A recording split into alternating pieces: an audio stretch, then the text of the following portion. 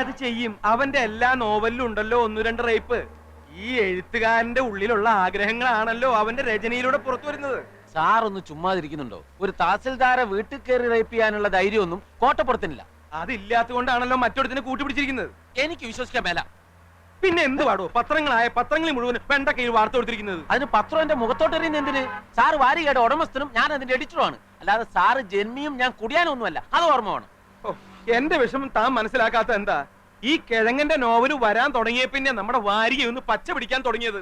ഇവൻ വല്ല കേസിലും പെട്ട അകത്തായ സാഗർ കോട്ടപ്പത്തൻ നോവൽ ഇതാ വരുന്നു എന്നും പറഞ്ഞ് അനൗൺസ് ചെയ്തിട്ട് ആഴ്ച 3 ജയിലിനകത്തിരുന്നു എഴുതാമല്ലോ. താൻ എന്നെ ഭ്രാന്ത് പിടിപ്പിക്കരുത്. ഇത് കേസ് റേപ്പാ. പോലീസുകാർ കൈയും കാലും തല്ലി ഒടിച്ചാ പിന്നെ ശരീരത്തിന്റെ ഏത് ഭാഗം വെച്ചാ എഴുതുന്നേ? പല്ലു വെച്ചോ, അതോ മൂക്ക് വെച്ചോ, അതോ മറ്റേതെങ്കിലും വെച്ചോ? വണ്ടി നിർത്തളൂ. സർ, മഞ്ചാടി വാരികയുടെ മുതലാളി എഡിറ്റർ വന്നിട്ടുണ്ട്. ഓഹോ, വരാൻ പറയൂ. Yes sir. ഭരണകക്ഷിക്ക് പാദസേവ ചെയ്യാനൊന്നുമില്ലടോ ഞാൻ പത്രം നടത്തണേ. ഞാനിപ്പോ പോലീസ് സ്റ്റേഷനിൽ നിന്നാ. ലോക്കപ്പിലൊന്നും അല്ലടോ.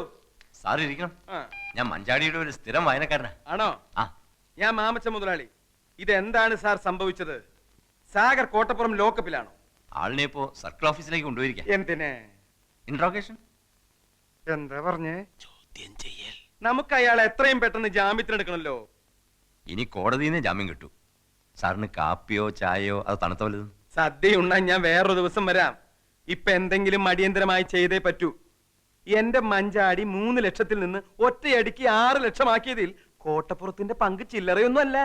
സാർ, ഈ റേപ്പ് ചെയ്യപ്പെട്ടു എന്ന് പറയുന്ന തഹസീൽദാരുടെ നാവിൻതുമ്പത്ത കോട്ടപ്പുറത്തിന്റെ ഭാവി. പെണ്ണുങ്ങൾക്കാണല്ലോ ഇപ്പൊ നിയമത്തിന്റെ എല്ലാ സംരക്ഷണവും. കോട്ടപ്പുറം സാറും തഹസീൽദാരും തമ്മിൽ നേരത്തെ ഒരു വടംവലി ഉണ്ടായിരുന്നു. അതിന്റെ പ്രതികാരമാവാനും മതി. എന്തായാലും സാർ ഈ തഹസീൽദാരെ ഒന്ന് കണ്ട് ഒരു അമിക്കബിൾ സെറ്റിൽമെന്റ് ശ്രമിക്കുന്നതാ ബുദ്ധി. എന്റെ അനുവാദം ഇല്ലാതെ എന്റെ വീട്ടിൽ കയറിയവനൊക്കെ അതിന്റെ ഫലം അനുഭവിച്ചിട്ടുണ്ട്. ബഹുമാനപ്പെട്ട തഹസിൽദാർ, ഇതൊരു ജീവൻ മരണ പോരാട്ടമാണ്. ഉടൻ വരുന്നു. സാഗർ കോട്ടപ്പുറത്തിന്റെ പുതിയ നോവൽ എന്ന് പരസ്യം ചെയ്തിട്ട് ആഴ്ച 3 കഴിഞ്ഞു. ഞാൻ മാപ്പ് പറയാം, കാല് പിടിക്കാം. കോട്ടപ്പുറത്തിന്റെ പേരിലുള്ള കേസ് പിൻവലിക്കണം. ദയവ് ചെയ്ത് അയാളെ കഥ എഴുതാൻ അനുവദിക്കൂ. ഇനി ഒരിക്കലും അയാൾ കഥ എഴുതരുത്. മലയാള സാഹിത്യത്തിൽ മഞ്ചാടി എന്ന വാരികയ്ക്കും സാഗർ കോട്ടപ്പുറം എന്ന നോവലിസ്റ്റിനും ചവറ്റുകൊട്ടയിലാണ് സ്ഥാനം. 6 ലക്ഷമാണ് ഞങ്ങളുടെ സർക്കുലേഷൻ. അതിൽ കൂടുതൽ സർക്കുലേഷനുള്ള ചവറുകൾ വേറെയുണ്ട്. യഥാർത്ഥത്തിൽ കോട്ടപ്പുറം നിങ്ങൾ റേപ്പ് ചെയ്തോ? Get out. I said get out.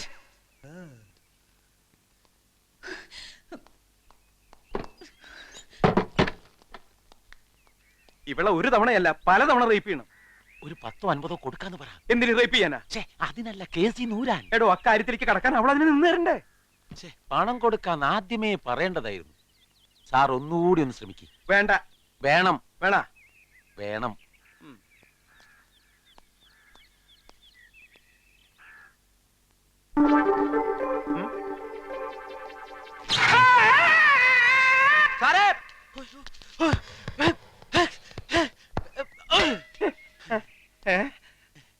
Power cut സമയത്ത് വരാം.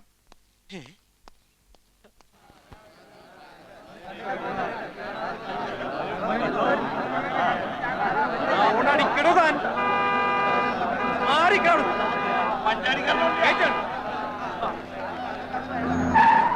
ഇതെന്തത്ര ജനത്തിരക്ക് വക്കീലേ?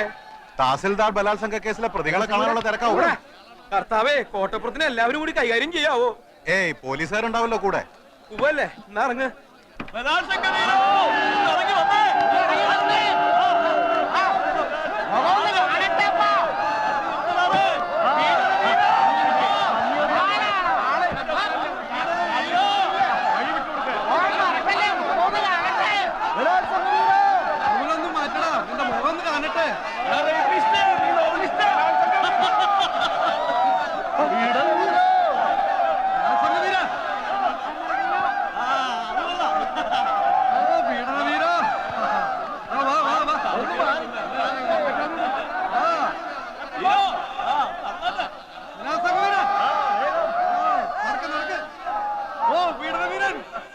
The accused 1 and 2 are released on bail. They are to report before the police on every Sunday until further orders. എന്തിനാണെന്ന് പറയേ. എത്രയും പെട്ടെന്ന് തലയ്ക്ക് പിടിക്കുന്ന ഏതെങ്കിലും ഒരു മദ്യം എടുത്താണോ? ഇതാ പൈങ്കിളി നോവലിസ്റ്റ് അല്ലേ? ഓ നമ്മുടെ തഹസീൽദാരെ റേപ്പ് ചെയ്ത എത്രയായി? 200. ദാ. ഇനി നേരെ താലൂക്ക് ഓഫീസിലേക്ക്. എത്രയും പെട്ടെന്ന് എനിക്ക് അവളെ റേപ്പ് ചെയ്യണം. ആരെ? വണ്ടി വിടടാ, വിടാൻ. പൊന്നപ്പ വണ്ടി വേഗം ടിവിയിലേക്ക് വിട്ടോ. ഞാനാ പറയുന്നത്, വണ്ടി താലൂക്ക് ഓഫീസിലേക്ക് വിടാൻ. ഇനി സാഗരനെ നഷ്ടപ്പെടാൻ ഒന്നുമില്ല. കള്ളക്കേസിൽ അഴിയെണ്ണുന്നതിനേക്കാൾ എത്രയോ ഭേദമാണ് അനേകം ദൃക്സാക്ഷികളുടെ മുന്നിൽ വെച്ച് യഥാർത്ഥത്തിൽ റേപ്പ് ചെയ്തിട്ട് പൊട്ടിച്ചിരിച്ചുകൊണ്ട് കൊലക്കയർ കഴുത്തിലിടുന്നത്. സാഗരെ താനൊന്ന് അടങ്ങ്. തനിക്കൊന്നും നഷ്ടപ്പെടാനില്ലായിരിക്കാം, പക്ഷെ അനേക ലക്ഷം വായനക്കാരുടെ സ്ഥിതി അതല്ല. എന്റെ സ്ഥിതി അതല്ല. തന്റെ നോവൽ അച്ചടിച്ചു വിടുന്ന വാരിക മുതലാളിമാരുടെ സ്ഥിതി അതല്ല. താൻ ജനങ്ങളുടെ കണ്ണിലുണ്ണിയാണോ? എന്നെ പിന്തിരിപ്പിക്കാൻ നോക്കണ്ട. എന്നെ ഓർത്തെങ്കിലും താൻ അതിക്രമം ഒന്നും കാണിക്കരുത്. താൻ ഈ കേസിൽ പെട്ടുവെന്ന് അറിഞ്ഞ അന്ന് മുതൽ ഈ മാമച്ചൻ ഉണ്ടിട്ടില്ല, ഉറങ്ങിയിട്ടില്ല. കാരണം താൻ വലിയൊരു കലാകാരനാ. ജാമ്യത്തിലിറക്കാൻ എത്ര ലക്ഷം വേണമെങ്കിലും ചെലവാക്കാന്ന് ഞാൻ വക്കീലിനോട് പറഞ്ഞു. അതാ സാഗര യഥാർത്ഥ സ്നേഹം. അങ്ങനെ സ്നേഹം ഉണ്ടെങ്കിൽ ഇയാൾ എന്റെ ഇഷ്ടത്തിന് നിൽക്കണം. ഞാൻ നിൽക്കും, തന്റെ കൂടെ നിൽക്കും. ഒരു 2 ദിവസം കൂടി കഴിഞ്ഞോട്ടെ. അതെന്തിന്? ഇത്രയും ദിവസം ജയിലിൽ കിടന്ന് താൻ ക്ഷീണിച്ചിരിക്കുക. നന്നായിട്ടൊന്ന് റേപ്പ് ചെയ്യാനുള്ള ആരോഗ്യം തനിക്കിപ്പില്ല. അത് ഇയാള് പറയരുത്.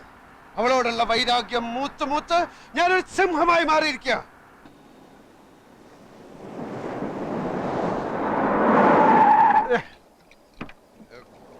ഇതെവിടാ സ്ഥലം? ഇത് ടിബിയാ. അപ്പൊ താലൂക്ക് ഓഫീസ്? ഒന്ന് ഇറങ്ങ് സാഗറെ. എന്നോട് ആജ്ഞാപിക്കുന്നത് അപേക്ഷിക്കും. ആ അപേക്ഷിക്കണു, ഒന്ന് ഇറങ്ങ്. താലൂക്ക് ഓഫീസിൽ പോണം. ഉവ്വാം. താലൂക്ക് ഓഫീസിൽ പോണം. ഉവ്വാന്ന് എനിക്ക് പറഞ്ഞില്ലേ? താലൂക്ക് ഓഫീസിൽ പോണം. 2 എണ്ണം കൂടി അടിച്ചിട്ട് പോയാ പോലെ. ഇതാ നോവലിസ്റ്റ് അല്ലേ തഹസീൽദാരെ റേപ്പ് ചെയ്ത? അതേടാ, തഹസീൽദാരെ റേപ്പ് ചെയ്ത അതേ നോവലിസ്റ്റ് എന്നാ ഞാൻ. നിന്റെ സ്വന്തത്തിൽപ്പെട്ട വല്ലവരെയും വന്ന് ഞാൻ റേപ്പ് ചെയ്യണോ? പറയടാ. സ്വന്തത്തിൽപ്പെട്ട ആരും ഇല്ലെന്ന്. പറയടാ. നിന്റെ സ്വന്തത്തിൽപ്പെട്ട ആരെങ്കിലും വന്ന് ഞാൻ റേപ്പ് ചെയ്യണോ? റേപ്പ് ചെയ്യണോ? റേപ്പ് ചെയ്യണോ? ഇങ്ങോട്ട് കിടക്ക്. ഇന്ന് വരെ ഒരു ഈച്ചയെ പോലും റേപ്പ് ചെയ്യാത്ത എന്നെ എല്ലാരും കൂടെ റേപ്പിസ്റ്റാക്കി. എനിക്ക് റേപ്പ് ചെയ്യണം. റേപ്പ് ചെയ്യണം. കാലുമ്മ കയറി പിടിക്കണേ, ചവിട്ട്. എനിക്ക് റേപ്പ് ചെയ്യണേ. എന്താ ഈ സാധനം? അയ്യോ, ഒന്നും പറയണ്ട എന്റെ കുട്ടപ്പേട്ട. ഈ ഗസറ്റഡ് യക്ഷി ആദ്യം ഇറങ്ങുന്ന ആഴ്ച 50,000 കോപ്പി കൂട്ടി. ഇപ്പൊ ഇതാ 4-ാം അധ്യായം ഇറങ്ങുമ്പോ ആകെ ഇരിക്കപ്പുറത്തില്ലാതിരിക്കുക. നാനാ ഭാഗത്തുനിന്ന് ഏജന്റുമാരുടെ കത്തും കമ്പിയും കൊണ്ട് ആഫീസ് നിറഞ്ഞിരിക്കുക. കോപ്പി പോരാന്ന് പറഞ്ഞോണ്ട്. ഇങ്ങനെ പോയാ 10 ലക്ഷത്തിൽ നിൽക്കും തോന്നുന്നില്ല. ഒന്നാമത് കോട്ടപ്പുറത്തിന്റെ റേപ്പ് കേസാ ഇത്രയും ബഹളത്തിന് കാരണം. കർത്താവിന്റെ കൃപ എന്നല്ലാണ്ട് എന്താ പറയാ. ഞാൻ പിന്നെ വിളിക്കാൻ കുട്ടപ്പേട്ട. വാതിൽ തട്ടണു, ഏജന്റുമാരായിരിക്കും. Yes coming. Sir, advocate Nambiar വന്നിട്ടുണ്ട്. വരാൻ പറയേ. ആ വരണം നമ്പ്യാർ, വരണം. ഇരിക്കണം. എന്താ ഇവിടെ കസേരയില്ലേ? ഉണ്ടല്ലോ, ഇരിക്കി. ഗസറ്റഡ് യക്ഷി എന്ന നോവലിലെ നായിക തഹസീൽദാരല്ല, മുനിസിപ്പൽ കമ്മീഷണറാണെന്ന് നിങ്ങൾ പറയുമായിരിക്കും. യഥാർത്ഥ സംഭവങ്ങളാണ് നോവലിൽ പറയുന്നതെന്ന് തെളിയിക്കാൻ ചിലപ്പോൾ എനിക്ക് കഴിഞ്ഞില്ലെന്നും വരും. പക്ഷേ റേപ്പ് കേസിലെ പ്രതിയും നോവലിസ്റ്റും ഒരാളായതുകൊണ്ട് സാമാന്യ ബുദ്ധിയുള്ള ഏതൊരു ജഡ്ജിക്കും അദ്ദേഹത്തിൻ്റെതായ നിഗമനങ്ങളിലെത്താനും നിങ്ങളുടെ ഈ സ്ഥാപനം പൂട്ടിക്കാനുള്ള തീരുമാനങ്ങൾ എടുക്കാനും കഴിഞ്ഞെന്ന് വരും. ഞാൻ താങ്കളോട് പൂർണ്ണമായി യോജിക്കുന്നു. പക്ഷേ ഇത് ഇന്ത്യ മഹാരാജ്യമായതുകൊണ്ടും എന്റെ കയ്യിൽ ആവശ്യത്തിലേറെ പണമുള്ളത് കൊണ്ടും വേണ്ടി വന്നാൽ സുപ്രീം കോടതി വരെ പോകാമെന്ന വിശ്വാസമുള്ളത് കൊണ്ടും താങ്കളുടെ ഭീഷണി ഈ മാമച്ചനോട് വേണ്ട എന്ന് പറയാൻ ഞാൻ ആഗ്രഹിക്കുന്നു. നിങ്ങളുടെ ഈ പീറ നോവലിസ്റ്റ് ഉണ്ടല്ലോ, അയാൾ ഒരു റേപ്പ് കേസിൽ ജാമ്യത്തിൽ ഇറങ്ങിയ ആളാണെന്നും ഈ കേസിലെ സ്പെഷ്യൽ പ്രോസിക്യൂട്ടറായി ഞാൻ വിചാരിച്ചാൽ പലവിധ വകുപ്പുകളിലായി അയാൾ എത്ര വർഷം വേണമെങ്കിലും അകത്താക്കാൻ സാധിക്കുമെന്നും ഓർമ്മിക്കുന്നത് നന്നായിരിക്കും. ഓർമ്മയുണ്ടല്ലോ. ഈ നോവല് പ്രസിദ്ധീകരിച്ചില്ലെങ്കിലും നിങ്ങളും നിങ്ങളുടെ ആ അലപലാതി യക്ഷിയും അതിന് ശ്രമിക്കുമെന്നറിയാലോ. അപ്പോ എന്ത് പ്രത്യാഘാതവും നേരിടാൻ ഒരുക്കമാണെന്ന് അർത്ഥം. അതെ. ഒരു കോംപ്രമൈസും ഇല്ല. കോംപ്രമൈസ് ആയിരുന്നു ഉദ്ദേശമെങ്കിലും ഭീഷണിയുടെ ഭാഷ പുറത്തെടുത്ത എന്തിനാ? ഈ മാമച്ചൻ ഒരു പേടിത്തൂറിയാണെന്ന് വിചാരിച്ചു അല്ലേ? മീൻ കച്ചവടത്തിൽ തുടങ്ങിയതാ ഞാൻ എന്റെ ജീവിതം. പിന്നീട് റബ്ബർ എസ്റ്റേറ്റ് ആയി. റബ്ബറിന് വില കുറഞ്ഞപ്പോ ഞാൻ സാഹിത്യത്തിലേക്ക് കിടന്നു. ആ എന്നോടോ? മിസ്റ്റർ, അവിവാഹിതയായ ഒരു ചെറുപ്പക്കാരി അപമാനിച്ചിട്ടല്ല നിങ്ങളുടെ വാരികയുടെ സർക്കുലേഷൻ കൂട്ടേണ്ടത്. അവിവാഹിതനായ എന്റെ നോവലിസ്റ്റിനെ കള്ളക്കേസിൽ കൊടുക്കാമെങ്കിൽ ഇങ്ങനെയും എനിക്ക് എന്റെ വാരികയുടെ സർക്കുലേഷൻ കൂട്ടാം. ഇനി ഞാനൊരു കോംപ്രമൈസ് പറയാം. കോട്ടപ്പുറത്തിന്റെ പേരിലുള്ള റേപ്പ് കേസ് പിൻവലിച്ചിട്ട് ഇങ്ങോട്ട് വരൂ. ഗസറ്റഡ് യക്ഷിയുടെ പ്രസിദ്ധീകരണം നിർത്തുന്ന കാര്യം